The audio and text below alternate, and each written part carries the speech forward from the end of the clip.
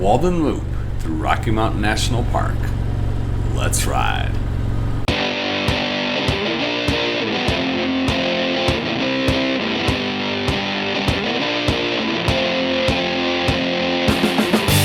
Hey YouTube, it's Josh with Chase the Ride. Today we're riding the Walden Loop. Doing a little bit different. Considering it's a 2-hour ride up to Loveland, we've actually started in Loveland instead of starting in Fort Collins like most people do. There's a good reason behind switching this up. Rocky Mountain National Park is only allowing a 2-hour window for you to get into the park, and it's by reservation only. So we wanted to make sure that we weren't late for our reservation. Today I'm also riding with my Hog group, the Hog 405 chapter. 8 other bikes with us today. We start out by heading up Route 34, the Big Thompson Canyon. Beautiful huge rock wall canyon on both sides of us, with the Big Thompson River running through it. Been told from time to time you can see the herd of bighorn sheep that live in this canyon. However, never been lucky enough to do so.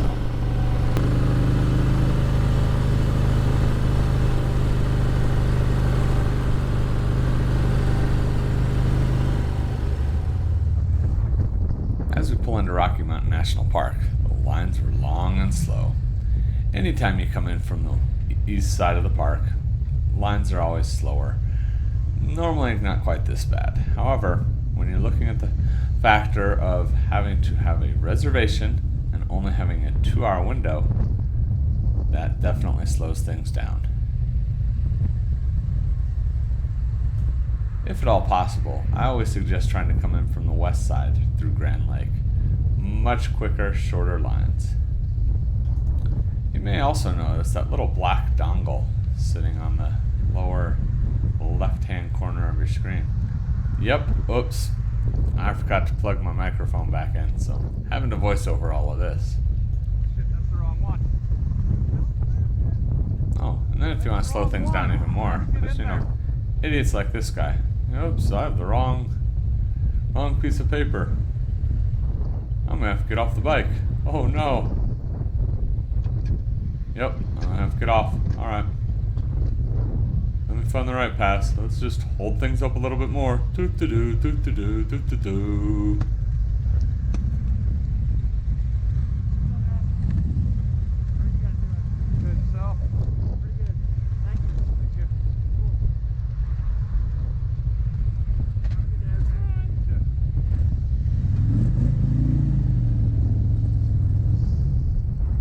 Hey, you get your stuff together and look, you can move on. I really didn't hold things up that much.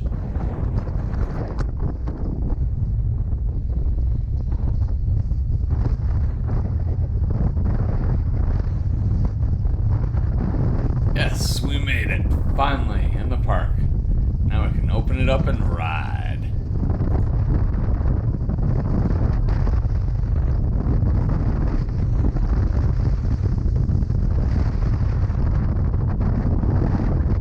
A few moments later.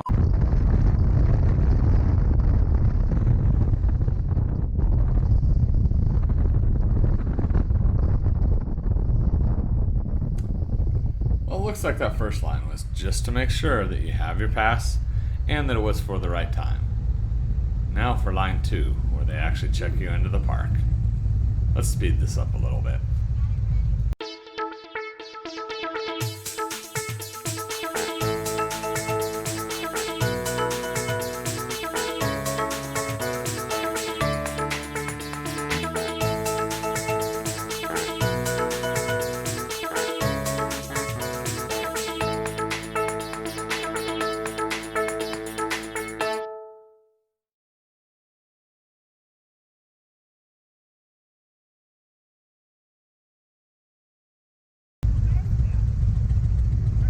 Whew, got through and a few minutes wait at the gate for everybody. I think we're good to go.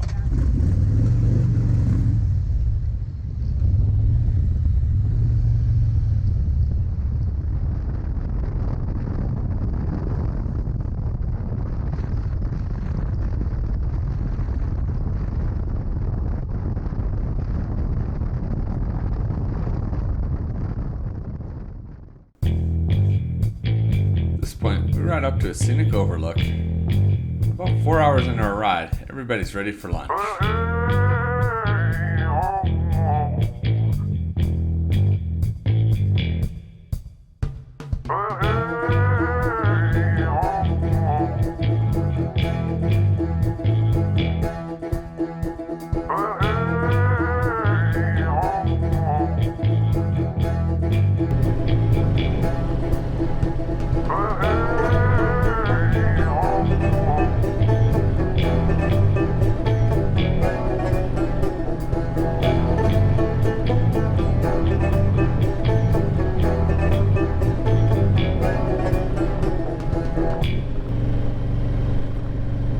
Those rods right there, that's so they can see the road and know the edge of the road when there's that much snow piled here.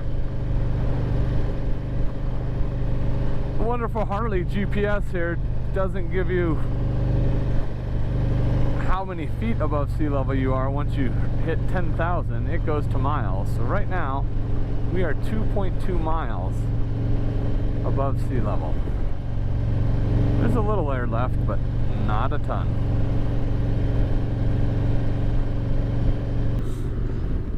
As we come over Iceberg Pass, it's 12,090 feet. This is the second highest paved pass in Colorado.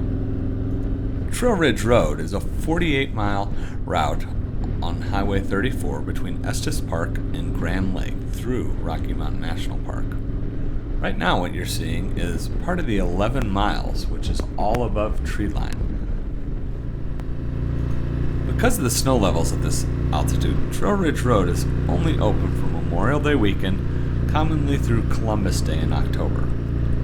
However, you'll still see this road temporarily closed into June sometimes, and also sometimes early fall due to the high levels of snow. Coming west through the park, the next pass we hit is Fall River Pass. Fall River has an amazing visitor center. Due to COVID, once again shut down. However, if you have the opportunity, stop in here, take a look at the views from out behind the visitor center. They are just simply breathtaking. Well, it's all downhill from here, and I mean that quite literally. We'll be heading over Milner Pass, but that's almost a 1,000-foot drop in altitude, and then be stopping down in Granby for gas. We're losing a total of over 4,000 feet in altitude by the time we hit Granby. There are states that you can't lose or gain 4,000 feet in altitude in. Milner Pass here sits at the base of Padre Lake. You back there, Paul? Coming down the pass, we got a little spread out and had to pull over and wait for the group.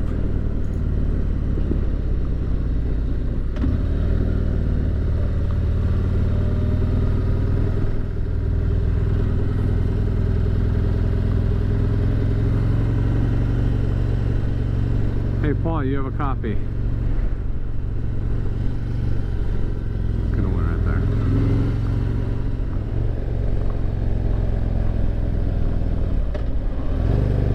Some milk.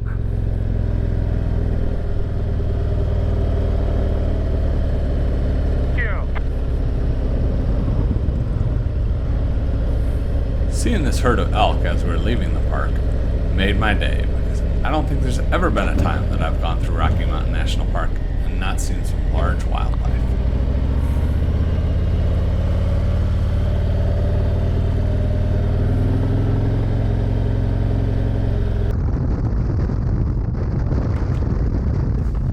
Coming down off of Trail Ridge Road, we end up in Granby. From Granby, we head back north up to Walden, city of Walden, a quick loop through the little town of Walden, and head out Highway 14 towards Cameron Pass. After taking a quick opportunity for everybody to take their photo at Cameron Pass and stretch their legs a little bit, we continue down the Padre Canyon. Another amazing Colorado canyon dropping us down into Fort Collins, Colorado. Day in total was right over 500 miles from Colorado Springs, and to complete the Walden Loop, about About 2/3 of the people actually stayed in Fort Collins for the evening. The others of us, 3 of us in total, went ahead and hopped on the interstate and made our way home. So that wraps up our Walden Loop ride, completing Cameron Pass, Fall River Pass, Milner Pass, and Iceberg Pass. If you like this video, please give it a big thumbs up. If you'd like to see more content like this, make sure you click that subscribe button, and don't forget to hit that bell icon either. It'll notify you of when our next video is being released. And until next time, keep the shiny side up and chase the ride.